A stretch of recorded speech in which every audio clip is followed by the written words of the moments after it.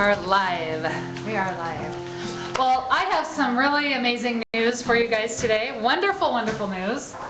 Did you know that the same power and presence that created the universe, that put the galaxies into their spin, that same power and presence that inspires the artist to paint and the singer to sing and the poet to write poetry, that same presence lives within each and every one of us.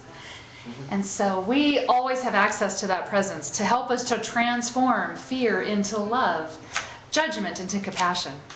So with that, we will sing our theme song, which I don't have the paper for, but I think we know it, right?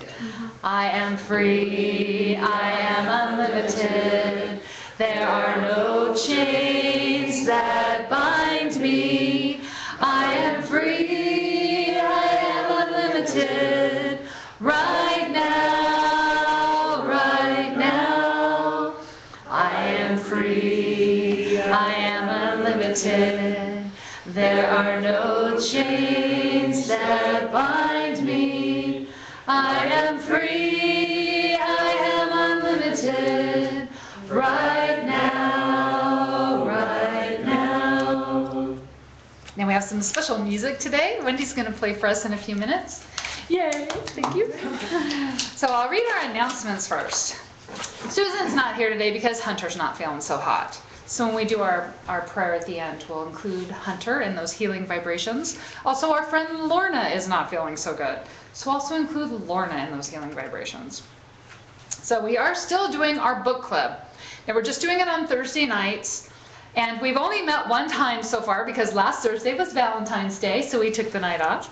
So we are meeting our second time this Thursday, and if you don't feel like, oh, I didn't make the first one, so I can't make it, you want to come, just come. That's okay. We're reading Marianne Williamson's book, The Law of Divine Compensation. We are meeting 2 doors down, 2 buildings down at Dr. Cheryl Klingbeil's chiropractic office, which is where we used to first meet for the church.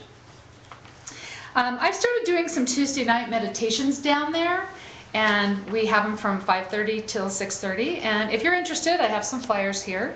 We are going to do it next Tuesday, but the following Tuesday I'm going to be out of town doing some swimming with some friends, so I won't be doing it that Tuesday. We do have a website, and it's called brightstarchurch.org. And I try to remember to record the sermons like right away and get them loaded. I have the last 2 sermons recorded, but I can't figure out how to get them. I recorded them in a new format because I have a different computer, so I haven't gotten them loaded yet, but that's coming. That is coming. I've asked the universe for help, and I'm sure I'm going to be getting it very soon. Also on the website, there's a little box where you can sign up for our newsletter. Now, did you guys get the newsletter this week? You didn't look at your computer. Well, did you see it? Not yet. I sent it out like on Wednesday. I was so early. Okay, well, okay. Well, I know it did go out there because one of our friends saw it, and if you didn't sign up for the newsletter at the website, I have, which you did. I did. I thought Yeah. I did, yeah. I forwarded the new newsletter to you and to you because I know that you're not on the website yet. But anyway, I want you to see the new newsletter. So, and it's really pretty and has pictures and looks like a professional internet newsletter. Nice. Yeah, so we also have a calendar of events on our website. Okay, now our, what is that word of the day called? The word of the day. Okay. See how much I love having Susan do this? Okay. The word of the day is divine order. And I got this off the Unity Church Daily Word. Daily Word, that's it. So it's from Unity Church's Daily Word. And it's divine order. Now the affirmation, and we'll read it again soon, but with every thought, word, action, and prayer, I transform my world. That's powerful. In God mind, the world is in perfect order. When one part of my life seems to be in disarray, I transform the condition by seeing it rightly. Beneath every seeming disorder is a spiritual order, ready to be manifested through focused prayer and appropriate action. In prayer, I align my mind with God mind. God is the one power and one presence the divine energy within all people in all situations. I breathe into this awareness and I realize that even my enemies are divine beings capable of transformation. Through spiritual awareness, I discern the divine order that underlies the universe. Aligned with God, I transform my world with every thought, word, action, and prayer. And from 1 Corinthians 14:40, all things should be done decently and in order. So I'll read the affirmation again. With every thought, word, action, and prayer, I transform my world. With every thought, word, action, and prayer, I transform my world. And now we'll have Wendy play a song for us. I'm sure you guys have already heard this, but this is Lead Me Home. Yeah.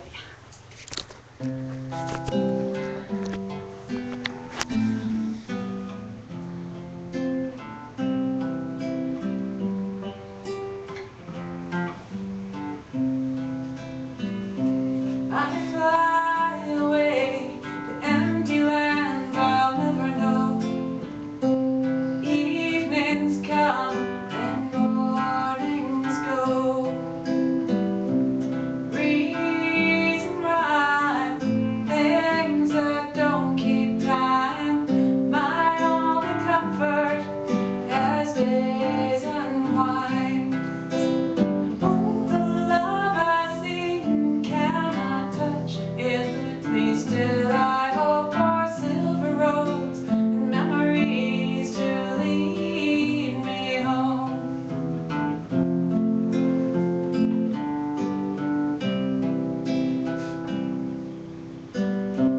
Mornings crying, pouring black and indigo. Secrets hide behind the eyes, there are things I'll never know.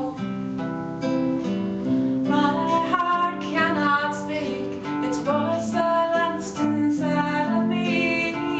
Sweet love, can't you take me where I wanna be?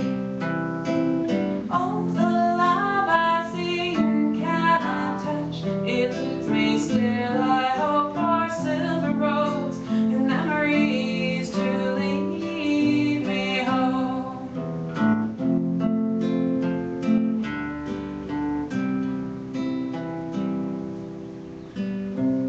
Path I follow, it can't take me where my heart is free.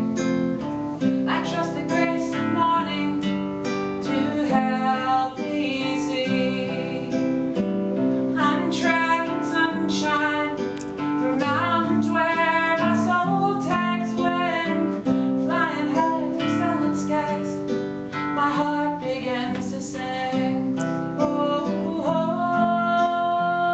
oh, oh, oh.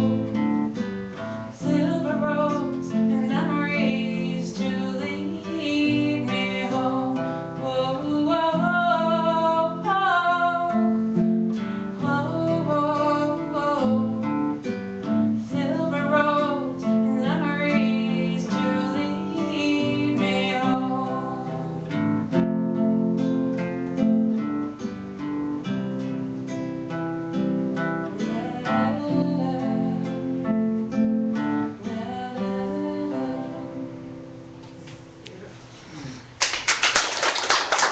Thank you so much, Wendy. That's a beautiful song about finding our way home again to our true spiritual home. Now, my talk today is about our soul growth because it's something that's happening all the time with us, whether we know it or not, whether we pay attention to it or not.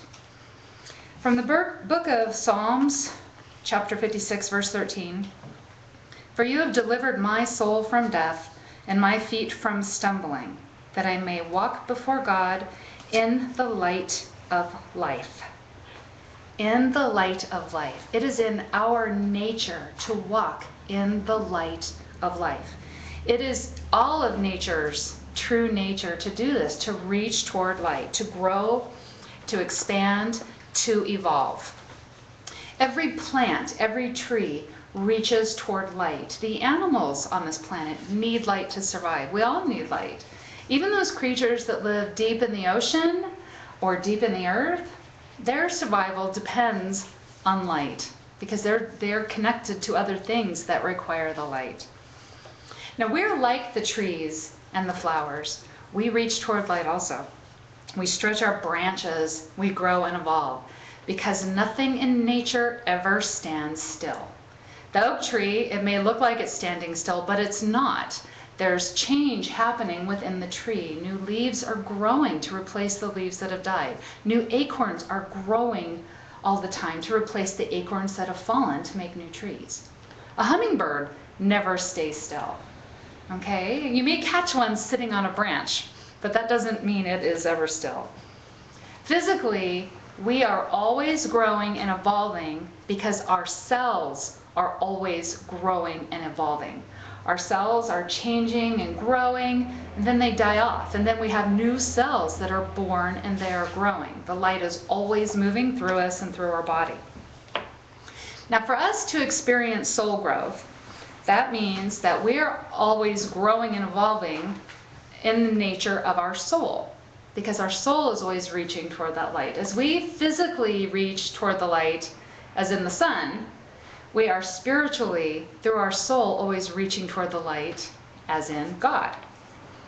So that is in our nature. And it is so much in our nature that we are filled with this drive to let the universe express through us in this complex dance. And the universe seeks to express through all things, not just us, through everything. That is why everything is in motion. That's why everything in our world is growing and evolving. Now, the dance is us expressing our higher purpose by aligning our will with God's will. And that's what we do when we let the universe work through us. So we have higher purpose. We have higher purpose and we have a life purpose. Now, the higher purpose is a purpose we all share, which is to align our will with God's will so that we can love, so we can express love. Now, our life purpose is how we allow our higher purpose to express through us as we walk on this earth. And so that looks different for everybody. Okay, that looks different for all of us. And even for us, it looks different for us every single day. Now, if we are not able to express our higher purpose, it means something is blocking us. Okay, just like if a plant is not reaching toward the sun, something is blocking us. Now, we have a plant at home, and it's one of those real common ones, that you see everywhere that grows like crazy. When we set it in the window, all of its branches, which are going like this, all go like this to reach out the window. Okay? All plants do that. It's always really funny when you discover that that happens and you notice it. Okay, but all plants do that. When we move this plant and it's blocked from direct sunlight, then it just kind of just stands straight. It doesn't move toward light anymore because it is being blocked. Now, we're like that plant. If we're not growing and reaching toward the light, it means something is blocking us. So we're either in alignment with our divine will or we're not. And there are only two things we can do with our will. We can align with divine will, or we align with our ego's will, which the ego never has the highest or the best in mind for us. If we align with the divine will, or with the ego will, we do what all nature does when it's blocked from the light, and that is to start withering. So if we don't receive the light nourishment that we need, we're withering. Everything in nature is either growing or it's dying. And so when we get in alignment with the ego, our own higher self then is not able to express through us, we will be put into a place of suffering. We start to wither on a spiritual level because we're not allowing that expression. Now, the ego can be very tricky because its whole purpose is to keep us miserable, to keep us feeling separate, to keep us filled with judgment and criticism, and to keep us putting blame all on the outside world. Okay? And so the only thing that can correct that really is for us to get into a state of inner peace. But the ego can keep us out of that state of inner peace by keeping us worked up about things all the time. And when we're worked up about something, it's always something that's not happening in the present moment. It's over with, right? We're always focused on something that's in the past. Even something that happens currently for us, it moves into the past very quickly, doesn't it? It soon is an event that's not a current event anymore. But we will stay stuck with that event even when it's over. Now the ego keeps us from having inner peace because inner peace is that one place where we could receive clarity and awareness. And then we would move into alignment with divine will. And so we're stuck in the past. We get stuck in the past. Now there's a saying, history repeats itself. And I've heard teachers say this when they've talked about, things that happened in history. And it kind of drives me nuts because I would think, well, if there's war and there's always just going to be war, history repeats itself, that doesn't feel good to think about. But see, from the ego's perspective, it's true. History repeats itself according to the laws of the ego. Now, when we're aligned with the ego, nothing is ever fresh or new or exciting. When we're aligned with the ego, we're stuck in something that's already happened. We're stuck with a feeling of blame, with anger, with self-righteous indignation. Okay, and that is all from something in the past. Okay, the ego keeps us there and separate from our divine will by having us repeat history over and over in our head. Now, I finally came to a really good understanding of this being stuck in the past, history repeating itself. When I started thinking about how when I was in my early 20s, I started submitting poetry to all these different magazines. And the first poem I ever submitted, I was really excited. I had gone to Walden Books, I had bought that book, The Poets Market, and it's just this thick old volume that has every publication you could think of and who accepts poetry. Now the first poem I sent out, I was so excited about. I actually checked my mail the next day, right? This is back in the 80s when we had, used snail mail all the time. And I checked the mail the next day. It's like, oh, well, even if they're busy accepting my poem right now because it's so great, they didn't have time to write me a letter yet. They're right now just admiring my poem. And they're like, wow, this is such a great poem. We can't wait to publish this. But then I checked the next day, and then the next day, and then the next day, and I didn't hear anything. So I thought, okay, well, I'm going to submit another poem somewhere else. And I did this. And I probably submitted poetry 100 times over a couple of years. And I started getting rejection notices. And every rejection letter, I kept it in a box, right, next to my bed so I could see this box of rejections. Now what happened was I got to a point where I would print up a new poem I had written. I'd pick out a magazine I was going to send it to. I'd put it in the envelope, put the stamp on it, go to put it in the mailbox, and I'd say to myself, I don't know why I'm even doing this. Nobody's going to accept this poem. Okay? What happened was I was no longer seeing each new submission as from a fresh, excited perspective. It changed. I was now caught in my history of all those rejections. What I was doing then with my ego, being caught in the past, I was projecting onto my present and my future. It's just going to get rejected. Why do I even bother? Okay? Now, we all know people, and we've probably done it with other things. I've gone through friendships, okay, relationships. Have you ever met somebody who was divorced, and maybe they've even been divorced twice or 3 times, and then they say, I'm never getting married again, okay, because of the concern that the previous difficulties are going to present themselves in the current situation. Okay, that is being stuck in the past. That's the ego tricking us into being stuck someplace else so that we don't see the excitement and the potential and the delight that the present moment has to bring us. So what's happening in all those situations, okay, whether it's rejected poetry or failed relationships, we're putting blame outside of ourselves on something. This happened, it made me sad, and now my life is sad. But see, when we do that, what we're also doing is saying, well, they have the power to make me happy too, which means all my power, if I'm happy, it's because of this. If I'm sad, it's because of this. Okay, and so we're putting all of our power out into another place. Now, as long as an outside source is responsible we're stuck. We are stuck in being in alignment with the ego. As long as that outside source holds our happiness, whether it's an old situation or it's a person that we know, we are going to be stuck. We're not going to be able to move into our divine alignment. So we want to break that cycle. We want to break that cycle by using gratitude. I really had somebody email me who listens to these online, and she says, "You sure talk about gratitude a lot." I'm like, yeah, because I'm still learning it. Gratitude is one of those things that it solves so many issues that we're dealing with every day. So, I mean, gratitude is to our spirit what a good night's sleep is to our physical health. So when we can find gratitude for those situations, we're breaking the hold that the ego has on us.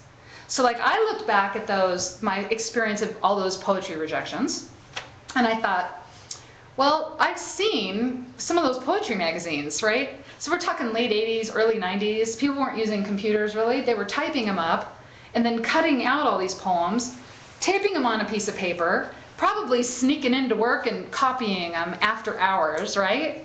And then they were stapling them in the corner. So it wasn't even like a real little book, right? And I was all upset because I got rejected by some of those, right? So I looked at that and I thought, you know what, for grins, I'm going to do my own. And a friend of mine and I did a couple of issues ourselves, and it was just kind of fun, and we made sure to make it really beautiful. Now the funny thing is about the ego is I happened to be in a music store here in Redlands, Caleb's Guitar. They had magazines, like photocopied magazines, right? And they had poetry in them. So I started looking through them, I'm like, that's poems and short stories. Maybe I should submit a poem to them. And I flipped to a page and there's a poem by Deanna Joseph. I was like, my first thought, there's another Deanna Joseph? That was my thought. And the poem title, who wrote a poem with the same title I did? And I thought it was me. And so the next thing I said was, I don't believe it. This isn't possible. That's how stuck I was. That is how stuck. Now, what would have been delightful is if I would have been delighted and been like, grab every single coffee off the counter, right? I didn't see it. I didn't see it. So we find gratitude, okay? Even in old failed relationships, right? What do we say? Well, I learned something that I don't like having in a relationship. And so now I'm ready to be delighted. I'm ready to have my expectations exceeded. Because I know something I don't want. I know something that doesn't need to be in my experience. Okay? We really can find some kind of gratitude, even if it's only showing us we know we don't want to have that again. Right? My son, I remember when he was a little kid, he tried green beans. They didn't work out so well for him. He was very young. He was like 3 years old, okay? I forced him to eat those green beans. And they came up again. Sorry. Again, remember, he's like 3 years old. But see, now he has this awareness that some vegetables just don't work out. And we shouldn't, worry about not having it in our experience anymore. We have the awareness. We move on. Okay, so now I am ready. I'm ready to be surprised. Let's see. I turned on my page. I was so excited about poetry. I thought for a minute I was reading a real poetry magazine. Okay, so we get to a point where we decide forgiveness is something I can do, and I can release things in my past. I feel like I'm aligning with divine will. Okay, I'm feeling it. But then it may seem like everything we try is still not working out. Okay, well, wait a minute, I'd aligned with divine will, so I would think that doors would be opening, right? But we may have this feeling still that the doors are locked and roads are blocked, that we're getting rocks instead of diamonds, okay? Now, if we feel like we are still coming up against dead ends, okay, we still feel like this aligning with divine will is not working for us. We feel like we're forgiving. We feel like we're letting go of the past. We feel like we really are being in the present moment. The next thing we want to do then is look at our relationship with ourselves. Do we trust ourselves? Okay, are we trusting the messages that help us to move in alignment with God. Now see, we know we're in alignment with God because we're doing what we're supposed to be doing as we're living our life purpose. We're doing what we're supposed to be doing as we're walking on this earth. But we know what we're supposed to be doing because we're being inspired by God. So if we feel we are not receiving those inspirations, or if we think we're receiving inspirations, but yet they lead us down a road that doesn't work out at all, we want to start focusing on something that we all have inside of us called an inner compass.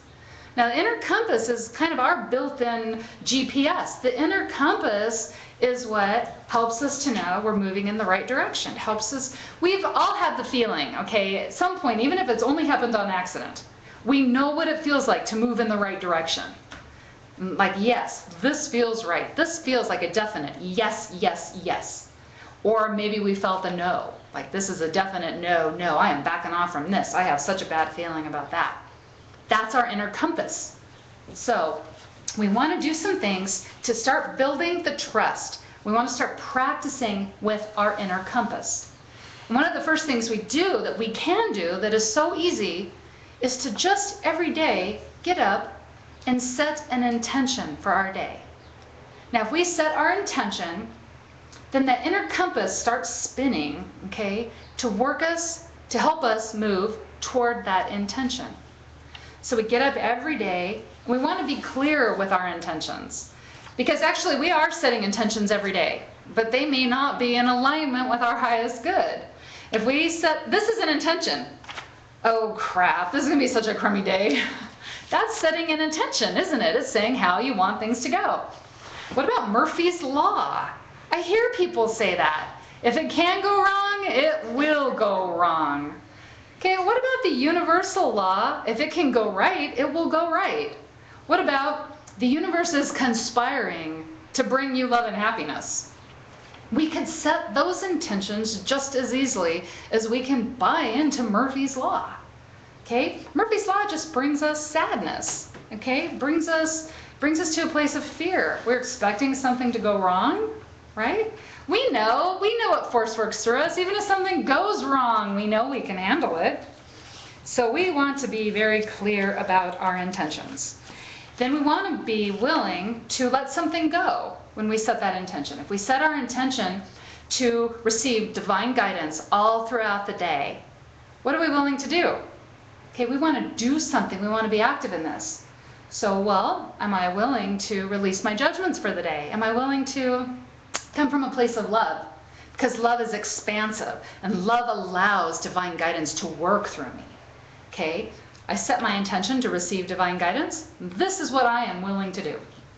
Okay, we're willing to do something because that engages the energy of giving and receiving. We let it start moving through us. As we set our intentions to move toward our highest good, we're going to find then that doors are opening, doors are closing, and that again is teaching us how to be in communication with Spirit. After we're setting an intention, we want to learn how to get a yes or a no answer. Okay, we want to ask questions. If we're setting an intention that we don't know how to bring into our life, we ask. Now, Jesus said, just ask and you will receive. So asking is not just about asking for things to come into our life. Asking is also to bring us awareness. Asking a question is a door opener for us because it always brings awareness. Now, when I set my intention that I want to create health for myself, okay, and so throughout the day I want to be guided as to what foods are good for my digestion, what food would make me energized, what foods are going to make me feel bad. Now, I recently tried some new gluten-free muffins, and so this is the question I asked. Will this make me feel better or worse? Okay, they're gluten-free, right? Well, I ate the muffin, and I got a stomachache. There was my answer, right? I received awareness. I did receive awareness. So questions will bring us awareness. When we have awareness, we know how to move through our day so we can move toward those doors that are meant for us to walk through. Now, say that you want to ask a question about a relationship. Okay, you could ask, should I be in this relationship? Is it for my highest good? What would it look like if I wasn't in this relationship anymore? What would it look like if I stayed in this relationship?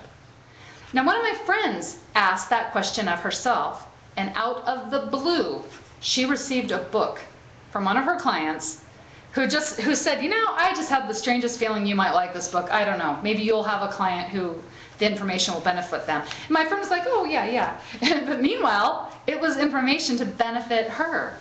So she asked that question, how would this look? And so she got that book, and it brought her enough awareness that she's making some big changes in her life. Now, sometimes we're asking a question, and we know to go to a professional for it, okay? Like if I have my shoulders bothering me, and I'll think, well, I bet my chiropractor would know, like how to adjust me. It's probably related to something in my back. But see, sometimes we're asking questions that a professional may not be able to answer for us. Now I've had, like for my own self, I recently asked the question about some projects that I'm working on because I have so many.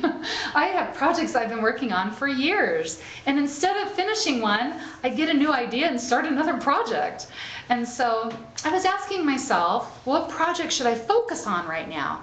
It made sense to focus on the oldest one, but it also made sense to focus on the one that was most nearly complete. And so I'm like, well, all these things make sense, right? And so I had asked that question.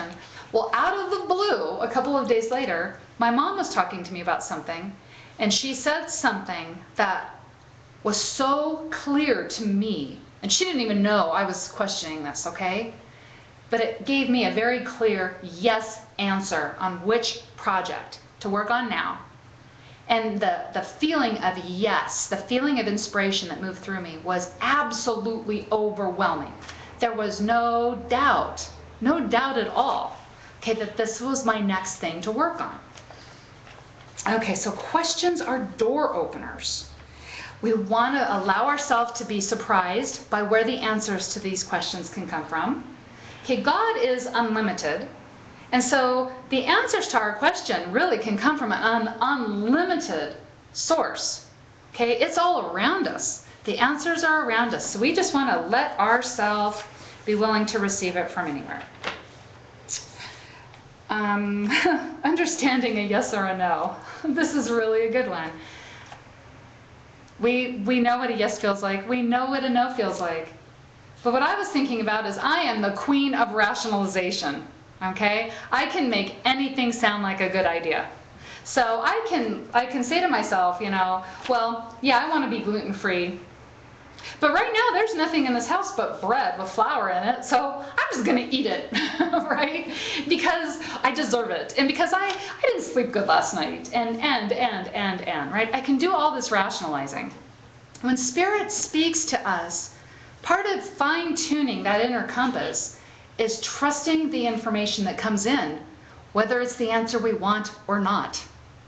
Now, I have many times heard the voice of Spirit, but it was saying something I didn't want to hear. It was telling me about changes I would have to make that I didn't want to make. I'm like, no, I'm just going to make the answer I want work. But the problem is that the answer I wanted didn't work for me. Okay? It brought me immediate satisfaction because I was coming from a place of fear. At that moment, I was aligned with the ego's will and not my divine will.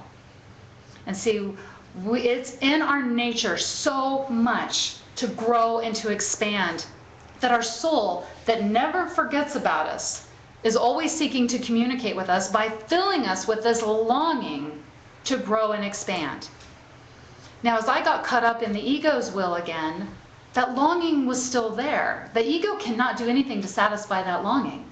So if we're caught with the ego's will, that longing is going to drive us crazy, and we are going to seek to fulfill it, to fill the need by material gains. And that can be in the form of addictions or bad habits, okay, which are always going to bring us temporary satisfaction, okay, temporary, but it's not going to last. I've done that. I've bought that new purse because I was positive it was going to change my life.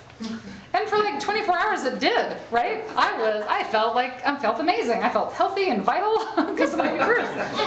It didn't last.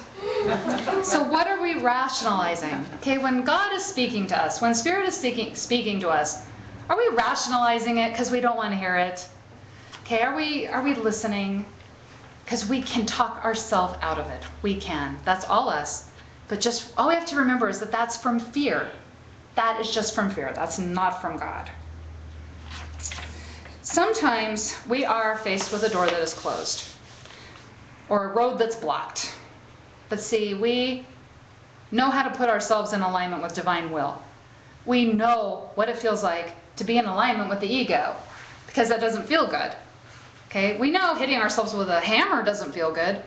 The ego is the same exact way. The ego always seeks to hurt us, always seeks to put us in a state of need, always seeks to put us in a space where we're judging or blaming. Okay, we know how to get into a space where we are with divine will. We're aligned with divine will. Now, if the doors still seem locked before us, we want to keep in mind that some doors are meant to be locked. Okay? Hazardous waste doors are always locked. If a bridge is out, a road is blocked. And so what we do is we step there and we just know immediately, I'm not meant to be here. That's okay. I'm going to take a different angle. I'm going to take a different path. Okay, because our inner compass is going to guide us away from that. We don't have to stay there and try to beat the door in. Man, I've done that enough. It never works. Okay, we can't beat in that door. Joseph Campbell said, if you follow your bliss, you put yourself on a kind of track that has been there all the while waiting for you. And the life that you ought to be living is the one you are living. Follow your bliss and don't be afraid. And doors will open where you didn't know they were going to be. There is a hidden dimension among us, and we tap into that hidden dimension when we are in alignment with God's will for us. Now, often we're not in alignment, and we see how that plays out in our society. You think about all of the movies and the stories, the mythologies that are about heroes that overcome something. They move into this magical dimension. Movies like The Matrix and Star Wars, Gone with the Wind, The Wizard of Oz, even Blazing Saddles and Young Frankenstein, okay? Ice Age the Meltdown, the one about the lion and they go to Africa, okay? All of those stories have one thing in common. The hero is blocked from expressing his true will, letting God work through him or her.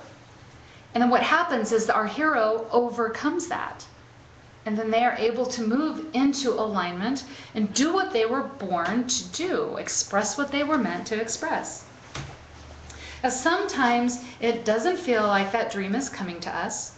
Sometimes it does feel like our roads are blocked, but it is in our nature to be able to move past those things. It is in our nature to have the guidance and the support to be able to find the right door, to find the right road. Our soul never, ever forgets us. The universe never, ever forgets us. It is what we were meant to do. All we need to do is just recognize we want to be in alignment with divine will and ask for that awareness. That's all. Just ask for that awareness. So until next time, remember, you are a child of a divine and loving Creator. You are a force for good. You are a light and you light the way. With every beat of your heart and with every breath you take, you are radiating light and love out into this world. With every step you take, you are blessed. And so it is. Amen. Shane, could you reach behind you for our prayer box? Oh, I do have one more. Yeah. We'll do the meditation first, so she can kind of wake us up and get us out into the, get us moving again. Get our spirits all jazzed and excited. And it would be lovely for you to play over the meditation too. Okay, so here we have our prayer box. And just take a moment and breathe deeply. Remember that divine force that is already in you, already working through you, and working for you for your very highest good. This divine force never forgets you. It is always there. It is always bright. It is always loving. It is always, always seeking to help us move into alignment with it. So we think about that power and that presence, and we think about our friends and our loved ones, and even the friends and loved ones we've never met who have a request for love and healing. And we see how God moves through them already. How they are filled with the loving Creator as everything is. Wholeness, love, brightness, all seek to work through them. And so we see them as already healed and whole, bright and loving.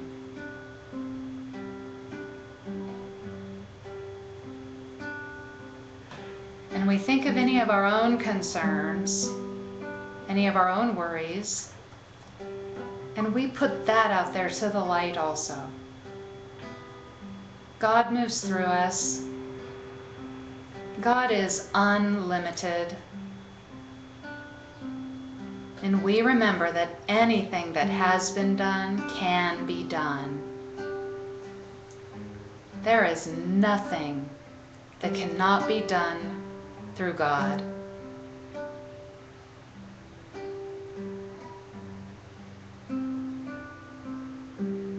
Just let the light flow through you. And you can say gently to yourself, I am this light. This light is peace and love. I am made from this light.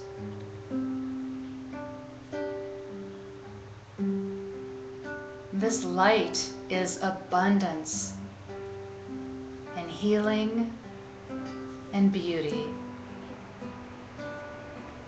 I am made from this light. Because I am an expression of God, and because God expresses through me, I always have a source of guidance. I always have a source of love and support, helping me to be in alignment with my highest good, with God's will. I easily receive this guidance. I easily allow this love and light to express through me. I am made from this light. And so it is. Thank you, thank you, thank you. Amen. That was a lot of really loving energy radiating in here, huh? Ooh, that's amazing. So what song are you going to do for us? Wake Up, yes. Okay. This is the song I told Deanna I'd actually, as I was packing everything up, I thought, well, you know, I should throw in these lyrics. The lyrics of a song I wrote and I don't have memorized yet. And then I couldn't. But as Deanna talked, I thought, oh man, I've got to do it. So I wrote down notes, which when you're in the middle of playing, you can never actually find your place in notes you've handwritten. So I don't know why I did it, except it'll maybe help me remember it better. Anyway, this song is, I've titled Gotta Move, and it's just It was when I had sung with a group, I was singing with a group of people, and it didn't work out. And as things were kind of fracturing apart, I just thought, you know, what kind of moves some of those things forward as you really grow as a group, as musicians, and you know what you want. And then that doesn't work any longer in the whatever, but a lot of times bad feelings come up. But anyway, you know, it was kind of saying, you know, you got to let people go. And here for what Deanna's been talking about, it really does kind of refer to, you know, helping people grow, letting yourself grow, letting yourself move down the path. When it's time to go, it's time to go, and you need to be aware of that.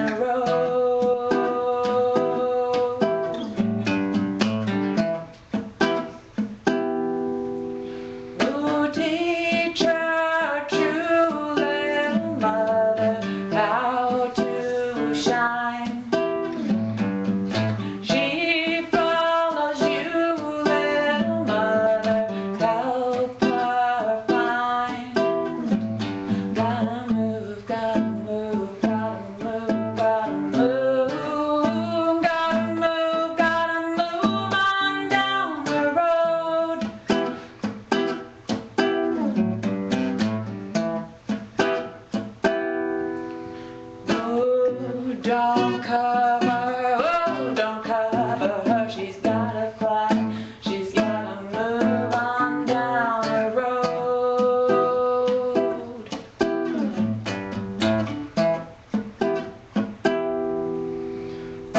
What you got?